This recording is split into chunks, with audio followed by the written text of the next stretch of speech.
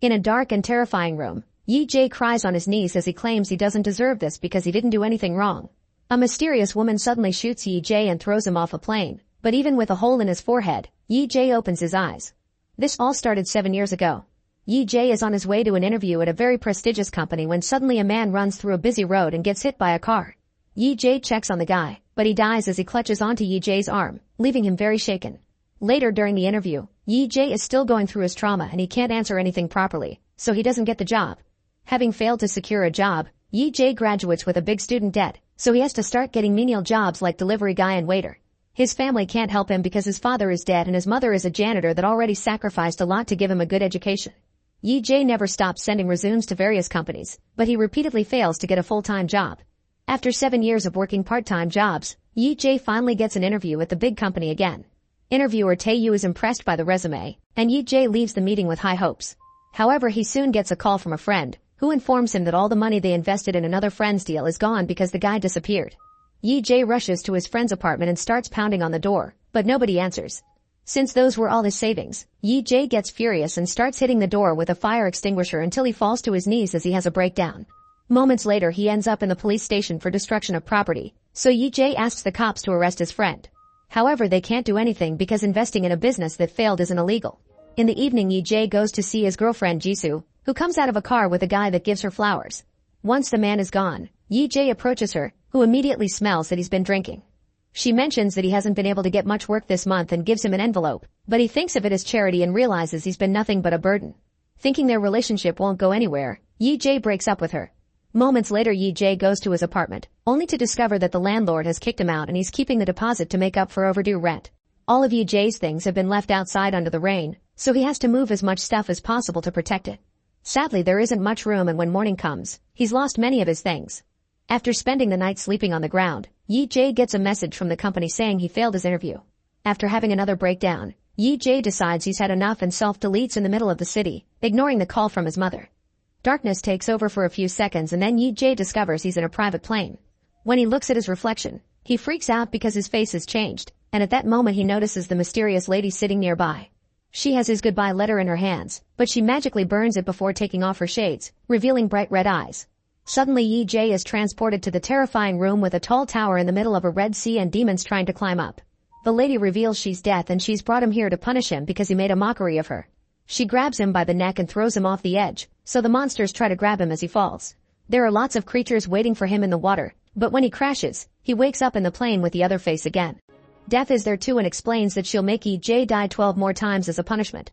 His soul will enter the bodies of 12 people facing imminent death, and he'll die regardless of where he ends up. However, if he manages to evade a death, he'll be allowed to keep that life. Yi-jae doesn't care about those deaths because he wants to end it all, but after Death disappears, the plane enters a raging storm. Unconsciously panicking, Yi-jae puts on the life jacket and fastens his seat belt while the flight attendant comes to tell him that it's just some turbulence. After a few minutes of shaking, the plane stabilizes and the attendant lets Yi-jae alone.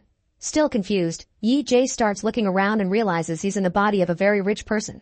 Suddenly a glowing pebble enters his mind, informing him of the details of the person he's possessing. This guy is the CEO of the important company Yi-jae applied to, and he's been rich his whole life. Tae-yu is his older brother and they competed since they were kids over everything, including who would lead the company. All his hard work allowed him to win his father's approval and eventually he was chosen to become the new CEO. Yi-jae is very pleased by this lifestyle and decides he wants to keep it, but at that moment an engine blows up. The plane starts going down at great speed and Yi-jae has to dodge all the sliding furniture before going back to his seat to fasten the seat belt. The pilot tries to control the plane to no avail and the fire spreads, creating a hole in the side of the plane that sucks out the pilot and the flight attendant. Yi-jae can only watch as an explosion makes the whole plane catch on fire and is soon burned to death. Afterward Yi-jae wakes up in the dark room, which is now a barren area with a creepy glowing door and a desk for Death. On this desk, a clock counts down the lives Yi-jae has left.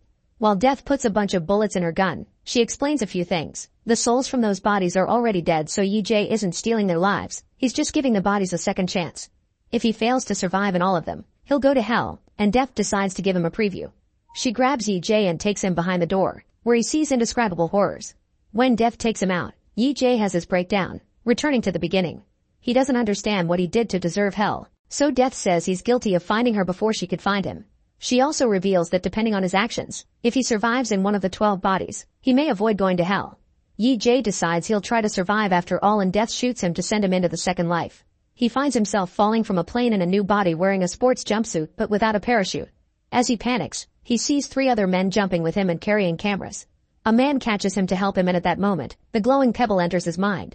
This body belongs to an adrenaline junkier who loves extreme sports and has done lots of crazy challenges, earning him 4 Guinness World Records. Today he's doing a challenge that consists of diving without a parachute from 1,000 miles above ground to land on a safety net. The event is being transmitted on national TV, and if he pulls it off, his sponsor will give him $3 billion in cash. The memory of the sponsor shows a guy playing with a lighter. The idea of such money makes EJ want to complete the challenge, so he pushes the helper away and begins falling at great speed. The body lost the original soul but kept the abilities, so EJ is feeling confident and even excited. When he finally reaches his destination, he misses the net and lands on the ground, instantly dying. EJ appears in the dark room again, saying it's not fair to be considered a sinner because he didn't hurt anyone when he self-deleted. Def calls him selfish because he can't tell he did hurt people and shoots him to send him into the third life.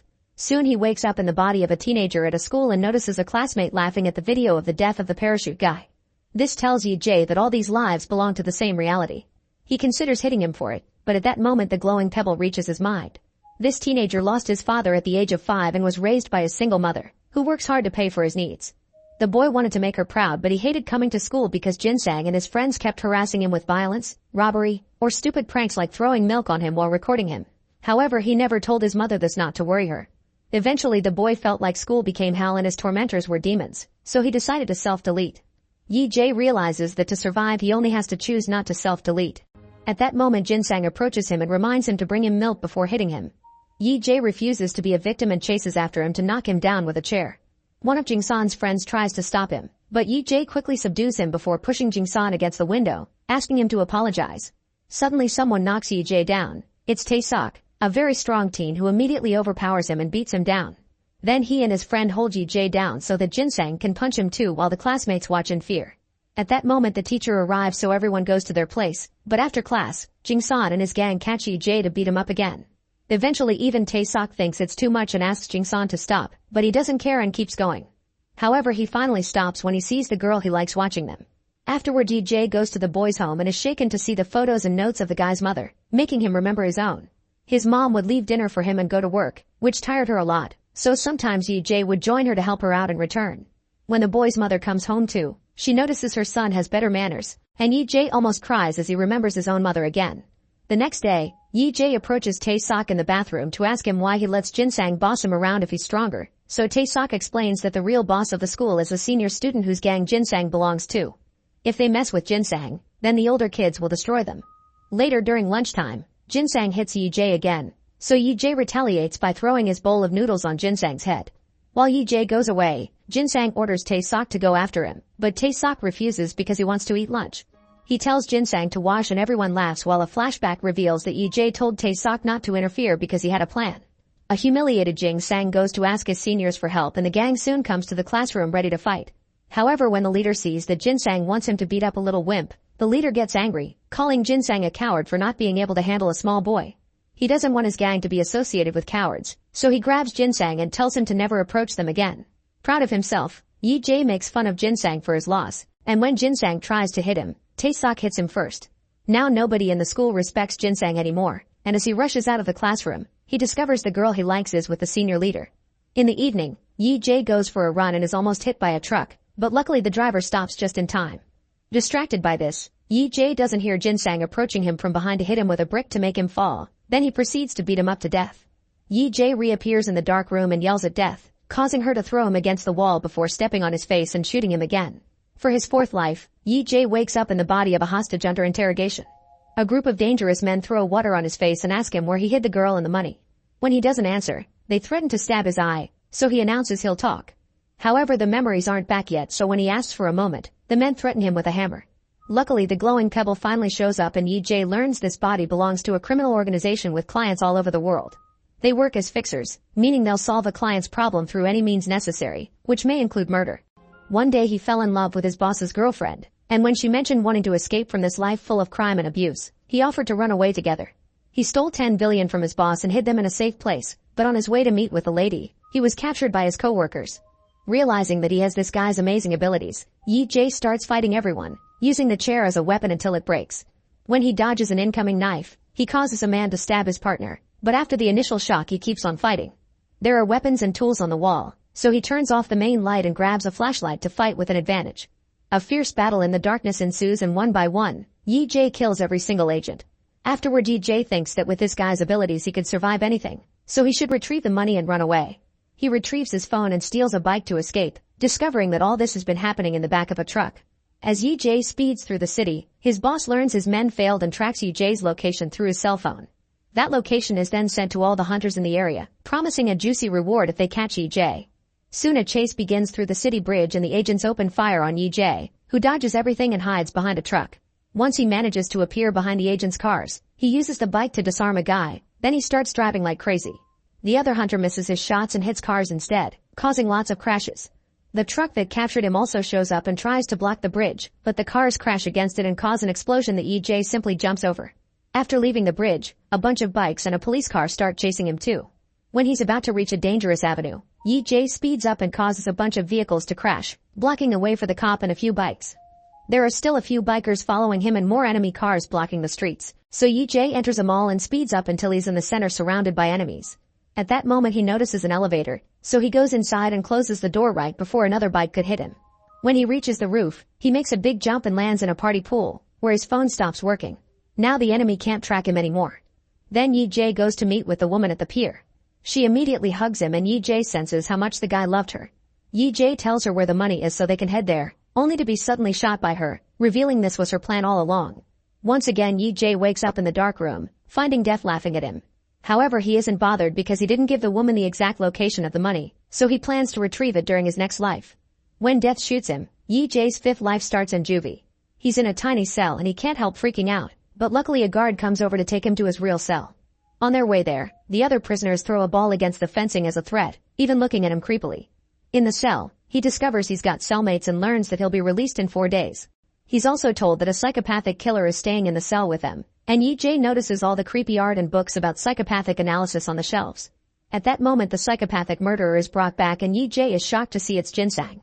Remembering his previous death, Yi-Jae begins beating him up, but the other prisoners immediately pull him away. At that moment the glowing pebble finally comes to his mind and Yi-Jae learns this body belongs to an MMA fighter. The guy's family was in some trouble with a gang and needed money quickly, so he accepted a deal. He took the fall for a hit and run and would get rewarded with 200 million after the trial. Since he was 18 he was still a minor in Korea, so the plan was to quickly be released on probation. While making the deal with the lawyer, a man watched them from the shadows while playing with a lighter. The guy turned himself in with a fake confession, but sadly during the trial, the woman who was hit died, so the judge sentenced him to 2 years of imprisonment for manslaughter. Later when the lawyer visited him in prison, the guy asked for 2 billion to keep quiet or he would tell the police everything. Another memory shows Yi-Jae the arrival of Jinsang and how he said a bunch of creepy but dumb things as if he was pretending to be a psychopath to scare the others and be in control. Back in the present, Yi-Jae starts laughing as he realizes Jinsang isn't a psychopath. He's here because he killed the high school boy. Yi-Jae begins slapping Jinsang as he calls him out in front of the others, telling them the truth. Jinsang is too afraid to deny it and the rest of the cellmates beat him up for revenge. When they get time out in the backyard, other prisoners start bothering Jinsang too, which Yi-Jae finds very satisfying. Later the group has carpentry lessons and a prisoner shoots the blade from his saw at Yi-Jae, who dodges just in time. The blade ends up bouncing on the wall and killing another guy instead. Yi-Jae yells for help and after the guards take the injured man away, all the other prisoners grab some tools while telling Yi-Jae that the lawyer wants him dead. Ji-young immediately rushes out in fear before a fight ensues, and Yi-Jae gets to enjoy the body's amazing MMA fighting skills. With quick and precise strikes, he fights all the prisoners at the same time, knocking them down one by one with a combination of punching, kicking, and using any object in the room. At that moment Ji-young comes back with a crowbar and Yi-Jae realizes he wanted to help, so he decides to befriend him. That night, Yi-Jae finds Jinsang in the washroom sharpening a tool to kill him.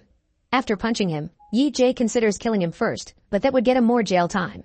Instead he decides to traumatize Jinsang by saying he sees the ghost of the dead schoolboy, sharing details of his previous life that only he would know.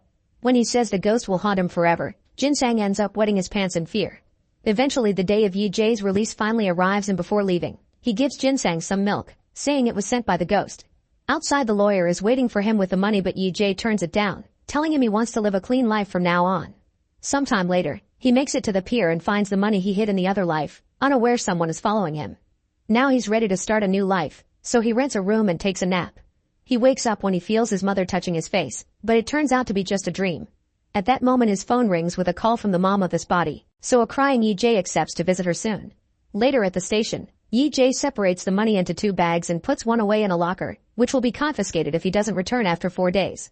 When he arrives at his hometown, Yi-jae gets attacked from behind and stabbed by an old man who turns out to be the father of the victim of the hit and run. He had been furious that the killer could get away with just 2 years because of his age, so he came looking for revenge.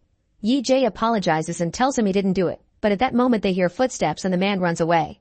Suddenly Ji-young shows up and runs to help him, only to suddenly take out a knife too. The day of the fight, he'd actually gone out to look for a weapon to kill Yi-jae for the lawyer's reward, but when he came back it was already over, so he pretended to be a nice guy. Yi-jae tries to buy him off, but Ji-young doesn't believe he has money and proceeds to stab him multiple times. Soon Yi-jae dies while the phone rings with a call from the mom. Once again, Yi-jae wakes up in the dark room and only exchanges a few words with death before he gets shot again.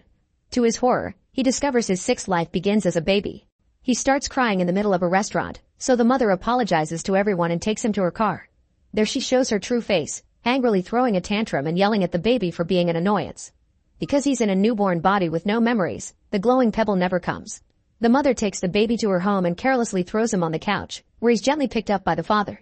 Yi-jae thinks the man may be nicer, but soon he shows his true face too. He brings over expired food and when Yi-jae refuses to eat it, he starts yelling and insulting him too.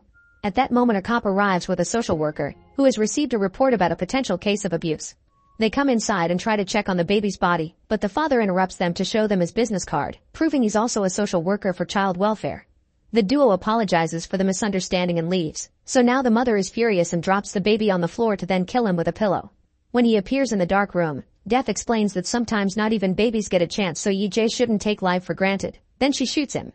Yi-jae's 7th life starts outside the train station, and using the phone in his pocket he notices his locker is about to expire. He rushes into the station as he bumps into a bunch of people and makes it to the lockers right before the employees open them. After retrieving his money, Yi-jae sees his reflection and discovers his new face is in advertisements around the station. The glowing pebble reaches his mind and he learns he's in the body of a model who was popular since high school. A modeling career came easy thanks to his looks and now he has lots of money because of it. Excited, Yi-jae goes to his new house and discovers it's incredibly fancy, so he's eager to keep this life. He also finds a newspaper and learns that the baby's parents were caught for the murder. The death of the MMA fighter and the traffic accidents from the bike chase are also in the news, but nobody knows what caused them. Then he gets a call from a friend inviting him to a VIP party, and Yi-jae decides to join. He drinks a lot because that's what he's used to, but the model's body is lightweight and he ends up drunker than planned. During the party, he's surprised to see Tae-yu, who is now CEO thanks to his brother's death. The next morning, Yi-jae oversleeps because of his hangover, so the brother he has in this life has to come to wake him up. The guy is going to the USA for a week and the model had promised to take care of his cafe, so now Yi-jae has a new job to do. During his first work day, Yi-jae already considers closing the cafe after his brother leaves. However, he gets a big shock when sees Jisoo come inside. Staring in awe, Yi-jae remembers all the special moments together and the day they met, which happened when the wind blew away Jisoo's papers and Yi-jae found them. Yi-jae is very nervous when he gives Jisoo her order to the point his hands are shaking. His brother explains she comes every day to work and stays until closing time, also that she's a published author. Curious, Yi-jae searches her name on the internet and discovers she won a writing contest and got a publishing deal. When she received her prize, she thanked her boyfriend for always believing in her. The envelope she tried to show him that day hadn't been pity money, it was her prize. Feeling guilty, Yi-jae rushes to the bookshop to buy Jisoo's book because he remembers her saying she put her personal experiences in her stories. As he reads the novel, he discovers many of the story beats match their moments together, like the day he was jealous of her coworker and they told I love you to each other. As he cries, Yi-jae also sees that the bookshop sells the fancy pen that he promised he would gift her one day. He did buy the pen in secret and engraved her name on it, but it got lost when he was moving all his things under the rain. Later at the cafe, the guy that he saw the other day with the flowers arrives with a woman and a little girl that calls Jisoo auntie. Feeling like an idiot, Yi-jae realizes this is Jisoo's brother, and decides to keep the cafe open the whole week just for her. The next day, Yi-jae takes Jisoo's order with less anxiety and gives her some cake on the house, saying he's a fan of his book. He also pretends he has an idea for a story, telling him about Lady Death and all the lives he's been going through as if it was happening to the character. Then Yi-jae asks her to sign her book and is shocked to see she has the engraved pen. It turns out his mother picked up all his things after his death and gave Jisoo the pen after the funeral. During the next few days, Jisoo keeps going to the cafe and Yi-jae sits down with her to chat for a while. One evening, Jisoo wonders why the protagonist of the story hasn't visited his mother yet, and Yi-jae says it would be too painful. Soon after she leaves, Yi-jae sees police cars pass by and hears from a client that a regular customer was caught in an accident. Assuming the worst, Yi-jae runs down the street and screams when he sees the blood on the street, so the cops have to hold him back. At that moment Yi-jae sees Jisoo among the crowd and calms down. Jisoo approaches him to thank him for caring so much and shares that she felt the same when she got a call about her boyfriend's death to the point she had a breakdown in the hospital's reception. The next day, Jisoo visits Yi-jae's resting place and cries as she says she misses him, which is seen from afar by Yi-jae. After she leaves, Yi-jae dares to approach his own memorial, only to suddenly bump into his mother. Pretending he's here for another person, Yi-jae leaves the room, not daring to talk to her. He watches from afar and sees her clean the memorial before running to the restroom to cry her heart out. Not being able to take it, Yi-jae runs outside and has a breakdown. Later Yi-jae writes a letter to his mother pretending to be a friend, saying that Yi-jae left her some money after his death. He goes to his old house and leaves the letter with the bag of money from his other life, running away fast after seeing his old pictures. On the street, a sign suddenly falls from its hinges and falls on Yi-jae, instantly killing him, but it turns out to be just a dream. The next day after another afternoon of chatting with Jisoo, Yi-jae offers to walk her home, remembering the times they used to walk hand in hand. Overwhelmed by emotions, Yi-jae finally confesses the whole truth to her as some flashbacks show how Jisoo's office co-workers would make fun of her for dating a waiter. However, Jisoo would introduce Yi-jae proudly to them, not letting them insult their relationship. Yi-jae apologizes to Jisoo for leaving her, but before she can react, they're suddenly hit by a fancy car. Jisoo dies instantly, but Yi-jae is still alive and sees the face of the driver. It's Taeyu. Yi-jae realizes he's the guy with the lighter and he's been connected to every life he's gone through. The lawyer is also in the car but he runs away when he sees the bodies, and when Taeyu sees Yi-jae is still alive, he puts on gloves to finish him off. Soon Yi-jae wakes up in the dark room, and he's so furious that he rushes to take Death's gun and shoots her in the head.